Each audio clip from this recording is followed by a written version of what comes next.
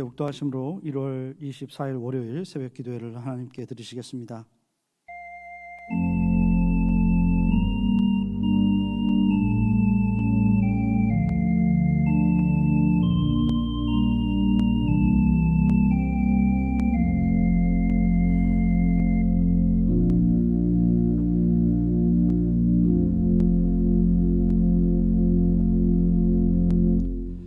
영원히 찬양받기에 합당하신 하나님, 천지를 지으시고 운행하시는 하나님, 오늘 하루도 새롭게 창조하시고 저희들에게 허락해 주시니 참으로 감사합니다.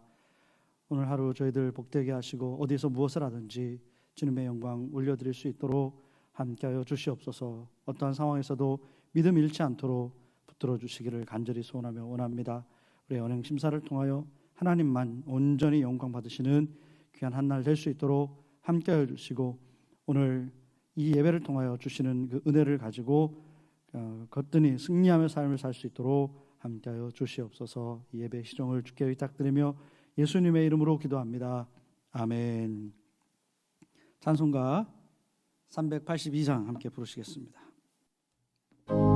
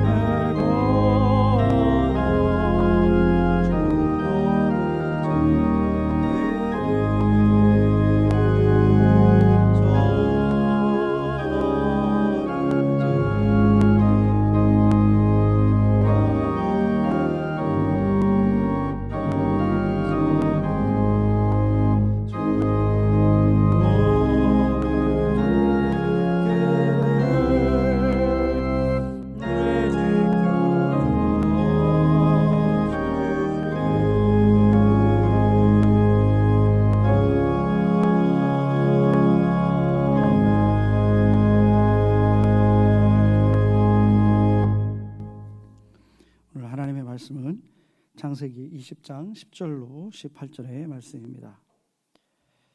봉독해 올리겠습니다. 아비멜렉이 또 아브라함에게 이르되 네가 무슨 뜻으로 이렇게 하였느냐? 아브라함이 이르되 이곳에서는 하나님을 두려워함이 없으니 내 아내로 말미암아 사람들이 나를 죽일까 생각하였으며 또 그는 정말로 나의 이복 누이로서 내 아내가 되었음이니라. 하나님이 나를 내 아버지의 집을 떠나 두루 다니게 하실 때에 내가 아내에게 말하기를 이후로 우리의 가는 곳마다 그대는 나를 그대의 오라비라 하라. 이것이 그대가 내게 베풀 은혜라 하였었노라. 아비멜렉이 양과 소와 종들을 이끌고 아브라함에게 주고 그의 아내 사레도 그에게 돌려보내고 아브라함에게 이르되 내 땅이 내 앞에 있으니 내가 보기에 좋은 대로 거주하라 하고 사라에게 이르되 내가 은천계를 내 오라비에게 주어서 그것으로 너와 함께한 여러 사람 앞에서 내 수치를 가리게 하였노니 내 일이 다 해결되었느니라. 아브라함이 하나님께 기도하매 하나님이 아비멜렉과 그의 여종과 아내와 여종을 치료하사 출산하게 하였으니 여호와께서 이왕에 하나님의 아브라함의 아내 사라의 일로 아비멜렉의 집에 모든 태를 닫으셨음이더라. 하나님의 말씀입니다.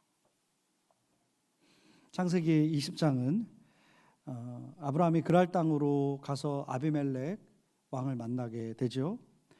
그리고 아브라함은 그 왕에게 자기 아내 사라를 자기 누이라고 소개를 하고 그로 인해서 아비멜렉이 이 사라를 데리고 가는 빼앗기는 내용이 담겨져 있습니다. 그리고 하나님께서 그날 밤 아비멜렉의 꿈에 나타나서 그녀는 아브라함의 아내다라고 말씀해 주시죠. 하나님을 꿈에서 만난 아비멜렉이 두려워하여서 그 다음날 아브라함을 불러서 질책하는 내용, 그리고 다시 사라를 돌려주면서 많은 돈과 또 짐승들을 딸려 보내게 됩니다. 하나님께서 그 일로 인해서 아브라함이 아비멜렉을 축복할 때에 닫혔던 태가 열리고 또 아내와 종들이 나음을 얻는 그런 역사가 있었다라는 그런 내용이 창세기 20장의 내용입니다. 오늘 창세기 20장을 읽으면서 우리가 단순히 읽는다면 창세기 20장 내용은 아브라함의 실수 그리고 연약함, 이것을 드러내는 본문이다라고 그렇게 볼 수도 있을 것입니다. 아브라함의 이 같은 실수는 처음이 아니었죠. 창세기 12장에 보면 아주 똑같은 그런 실수를 하게 됩니다. 단지 대상이 다르죠. 지역이 달랐을 뿐입니다. 애굽에서 바로에게 사라를 누이라라고 얘기를 하고 바로에게 사라가 끌려갔던 일이 있었습니다. 그때는 한참 전이죠. 아브라함이 75세였을 때입니다. 그때 한번 실수를 했죠. 하나님께서 역사하셔서 그를 사례를 지켜주셨던 내용이 나옵니다. 그런데 한참이나 한 15년 정도의 세월이 또 흐른 다음에 똑같은 실수를 이 블레셋 땅에서 하고 있는 아브라함을 창세기 20장은 보여주고 있습니다. 이 모습을 보면서 우리는 어떤 생각이 듭니까? 아브라함이 참 실수투성이다, 연약한 인간이다. 한 번도 아니고 두 번이나. 어떤 면에서 참 아브라함이 훌륭한 인물이죠. 소돔과 고모라를 위해서 그렇게 하나님과 대면하면서 기도했던 그런 훌륭한 모습도 보이죠. 그러나 동시에 참 연약한 인간이었다. 저는 사라와 하갈 사이에서 있었던 그 분쟁, 그 이야기를 읽으면서 참 남자답지 못하다 아브라함이, 이런 생각이 들어요. 남자라면 어떻게 여자들이 기대하겠습니까? 남편이고 더더욱 그런 문화 속에서 남편이 그것을 잘 중재해서 질서가 잘 유지되도록 이것을 원했을 텐데 아브라함이 한 건 뭐냐면 그냥 당신이 알아서 하쇼. 하갈이 사라를 학대할 때도 그냥 모른 척했던 것이 아닌가 생각이 들고요. 또 사레가 하갈을 학대할 때도 알아서 하쇼 했던 그런 모습을 보게 됩니다. 연약한 인간이다. 참 그럼에도 불구하고 하나님께서는 이렇게 부족한 사람도 인도하신다, 지키신다. 자, 이런 것이 연약한 인생을 사는 우리들에게 위로가 되는 것은 틀림이 없습니다. 우리도 또 얼마나 반복해서 이렇게 잘못된 행실들을 하는지 우리는 매일매일 삶에서 우리가 경험하잖아요. 그럼에도 불구하고 지켜주신다, 또 다시 기회를 주신다. 하나님께서 아브라함에게도 그렇게 하셨고 우리에게도 동일한 하나님이시니 그렇게 행하신다라는 것을 우리가 볼 때에 큰 은혜를 받을 수 있죠. 감사할 수 있는 것입니다. 그런데 오늘 본문 우리가 읽은 이 창세기 20장은 단순히 아브라함의 그 연약한 모습을 드러내기 위해서 주신 거기서 멈추는 그런 본문은 아니다. 우리들에게 그냥 연약한 인간으로서 하나님이 이렇게 위로하신다라는 그런 메시지를 주고 있는 것은 아니라는 것이죠.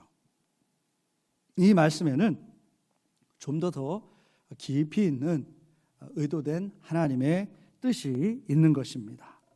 자, 이 부분을 우리가 좀 더 깊게 이해하려면은 이 성경의 중심 메시지로 한번 이 본문도 연결해서 해석해 볼 필요가 있습니다. 여러분, 성경을 한 문장으로 요약한다. 그럼 여러분 어떻게 말씀할 수 있을까요? 성경은 그 하나님의 구원의 대서사시다. 드라마다. 구원의 드라마다라고 말씀드릴 수가 있을 것입니다. 하나님께서 그의 백성들을 어떻게 구원으로 인도해 가시는가? 그거죠. 그 여정 속에서 수많은 사람들이 등장하고 또 그들을 통해서 수많은 그런 사건, 사고들이 들어있는 그런 이야기들이 바로 성경입니다. 그 사건, 사고들이 해결되고 그러면서 역사가 흘러온 것입니다. 그리고 앞으로도 계속 그렇게 흘러가겠죠. 자, 하나님의 구원의 대서사시, 하나님의 구원의 드라마가 바로 성경이라면 이 하나님의 구원의 역사에서 가장 중요한 지점, 클라이맥스가 어디에 있을까요? 바로 예수님의 십자가입니다. 예수님의 십자가.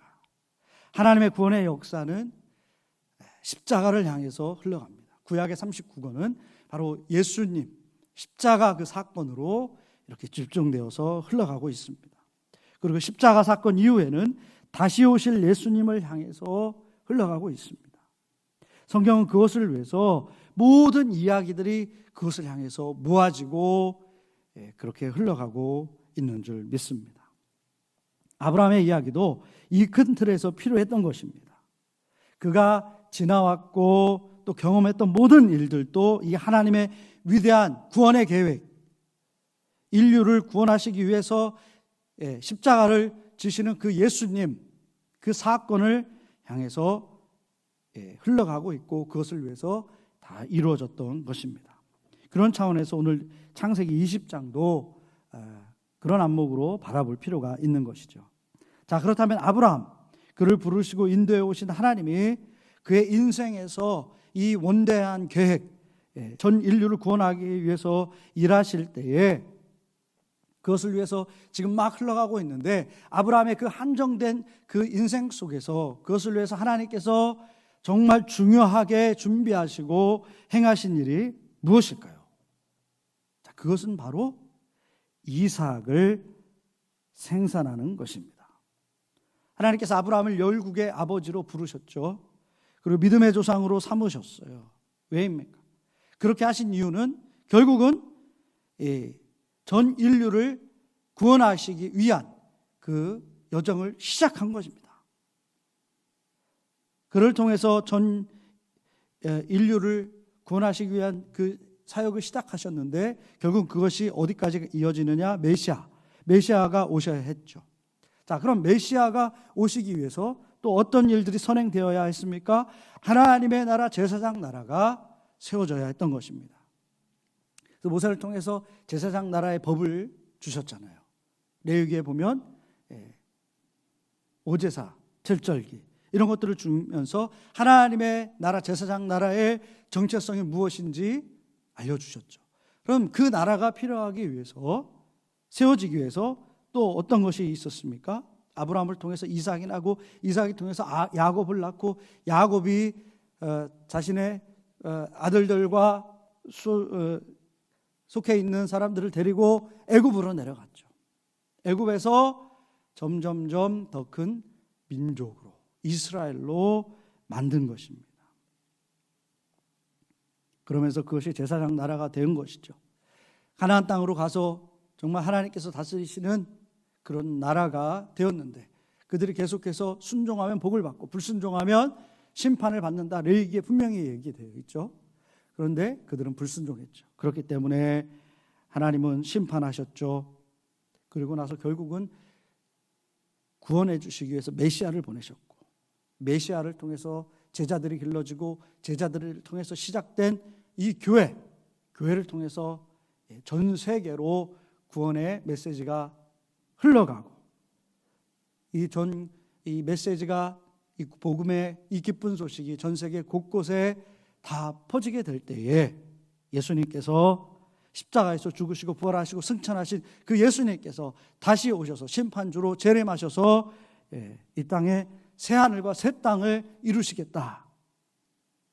바로 이것이 성경 창세기부터 시작해서 요한계시록까지 흘러가는 하나님의 구원의 큰 역사입니다. 이렇게 성경을 구원의 이야기로 짧게 정리할 수가 있는데, 이 흐름에서 아브라함의 삶의 하이라이트는 바로 이삭을 낳는 일이 되는 것입니다. 자, 이삭을 낳는 일이 이처럼 중요한 일이기 때문에 하나님께서 쉽게 간단하게 허락하지 않으신 거죠. 아브라함과 사라에게 훈련하시고 또 훈련하신 것입니다. 이 여정은 사람의 능력이나 힘으로, 사람의 형편대로 이루어질 수 있는 영역이 아니다. 사람이 기대하고 내가 이래 될 것이다 이렇게 기대에 부풀었다고 해서 그것이 이루어지는 것도 아니다.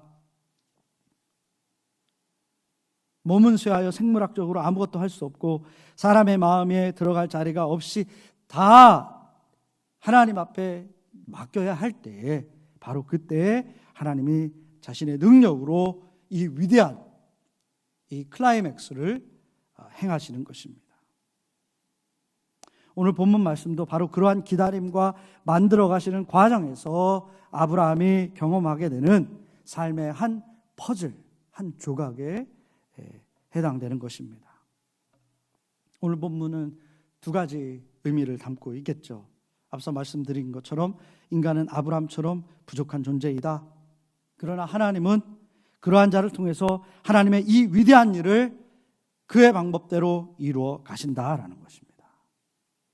사라는 길게 보면 메시아로 이어지게 될 이 위대한 믿음의 족장인 이삭을 낳아야 할 몸입니다. 그리고 그들은 미처 알지 못했지만 이 사건 이후에 21장으로 가면 그들은 결국은 그렇게 기다리던 이삭을 생산하게 되는 것이죠. 오늘 본문은 창세기 12장과 더불어서 이 중요하고 중요한 일을 위해서 하나님께서, 이 세상은 무질서하고 예상치 못한 시험이 다가오고, 그렇지만 그 가운데서 이 하나님은 중요한 일을 위해서 놀랍게 역사하시면서 이방인의 권력과 그리고 그들이 가지고 있던 그 풍습, 그런 것들로부터 그들을 보호하시고 뜻하신 바를 반드시 행하신다라는 것을 보여주는 것입니다. 그러므로 이 본문의 중심은, 주인공은 아브라함이 아니라 하나님이시다. 신실하게 약속을 지켜가시는 하나님을 보여주고 있는 그런 본문인 것입니다. 여러분, 아브라함의 이 반복되는 실수를 통해서 당시 시대적인 상황을 우리가 짐작할 수 있죠. 고향을 떠나서 나그네로 살아가는 그 삶이 얼마나 위험한 삶인지. 그러니까 아내 보고 누이라고 하자, 잘못하면 죽을 수 있다, 이렇게 얘기할 수밖에 없는 그런 상황인 것입니다. 하지만 성경에서 얘기하고 있는 것이 뭡니까? 하나님의 약속을 받은 믿는 자들, 하나님과 함께하는 자들은 삶에서 수많은 우여곡절과 위험, 이런 것들을 당할 수 있을지라도 결국은 어떻게 되는가? 하나님의 능력이 그를 붙들어 주시고 인도하신다. 하나님의 그 능력이 연약한 인간의 성품과 권세를 뛰어넘어서 상황을 만들어 가시고 역사하시면서 삶을 지켜나가십니다. 왜입니까? 하나님의 위대한 이 구원의 사역을 완성하기 위해서 하나님이 그렇게 하나님의 백성들을 이끌어 가신다라는 것입니다. 여러분, 우리는 어떤 믿음이 있나요? 우리는 예수 십자가를 믿는 그 믿음, 십자가를 믿으면 영생을 얻는다. 예수님을 믿는 자들은 성령이 내주하시고 인도하신다. 결국 예수님 재림하시는 날 우리 모두는 그 믿음 때문에 구원을 얻을 것이다 라는 믿음을 갖습니다. 우리가 왜 이걸 믿습니까? 이것이 주님이 우리에게 주신 약속이기 때문입니다. 주님이 주신 약속을 우리가 믿을 수 있습니까? 끝까지 붙을 수 있습니까? 그렇습니다. 여러분, 하나님의 모든 예언과 말씀은 성취가 되었습니다.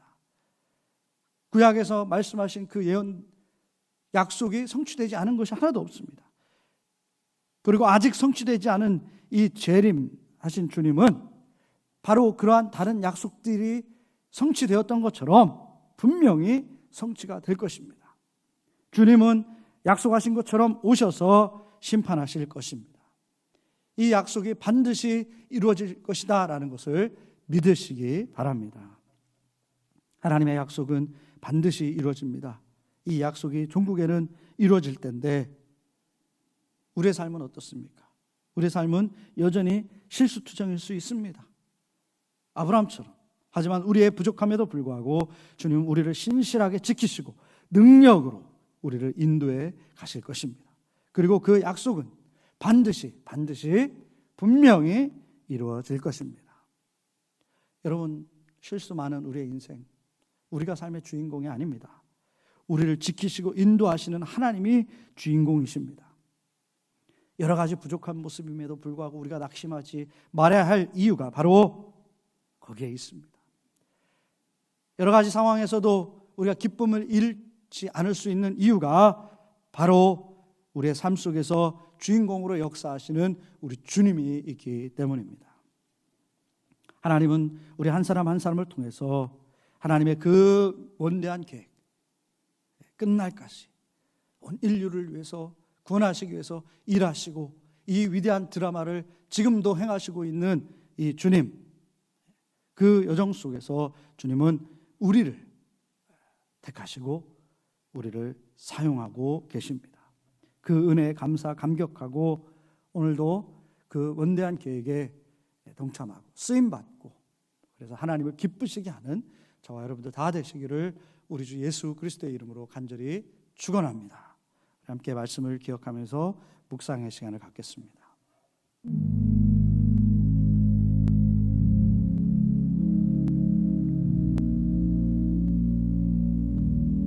하나님, 아브라함은 분명히 알지 못했습니다. 실수투성이었습니다. 두려움 가운데 있었습니다. 그러나 하나님 이 구원의 계획을 위해서 아브라함을 끝까지 지키시고 놀랍게 역사하신 그 사건을 우리가 보게 됩니다. 하나님, 지금도 인류 구원을 위해서 십자가의 은혜를 세상 가운데 전파하시면서 온 인류 구원을 위해서 지금도 일하시고 역사하시는 하나님의 그 섭리를 바라보면서 우리의 부족한 모습임에도 하나님 지키시고 역사하시고 인도하시는 우리 인생의 주인공이 되시는 우리 예수님 때문에 오늘 기뻐하고 힘있게 살아갈 수 있도록 인도하여 주시옵소서. 아브라함의 부족함을 통해서 우리의 연약함을 바라보며 소망을 가지고 믿음으로 나아갑니다. 주님, 우리의 부족함도 십자가 은혜로 가려주시고 큰 손으로, 능력의 손으로 지켜 인도하여 주시옵소서. 이제는 우리 주 예수 그리스도의 은혜와 하늘아버지의 놀라우신 사랑과 성령의 감화 감동 역사 충만하심이 주님 손에 붙들려 주님의 이 위대한 구원의 계획에 동참하기를 사모하고 또 말씀에 결단하고 나아가는 우리 성도님들 머리에 이제부터 영원토록 함께해 주시기를 간절히 축원합니다. 아멘.